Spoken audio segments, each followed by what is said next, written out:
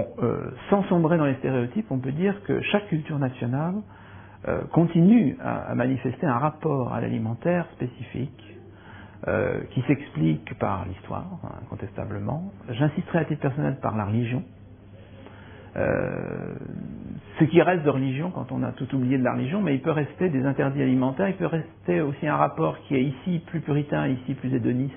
Donc il y a des identités nationales, c'est clair.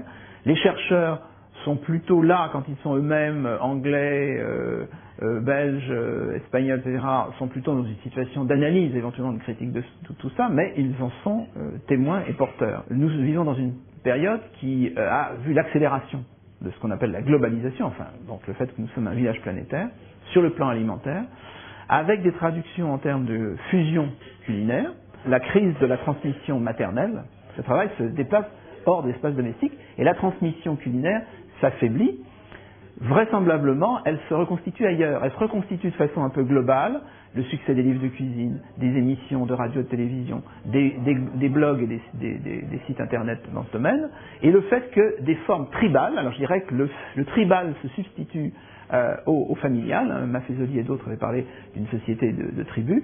Je crois que l'hypothèse du tribal est quand même juste, c'est-à-dire qu'il y a des formes de commensalité différentes qui se reconstruisent, et avec un rapprochement très progressif entre les sexes.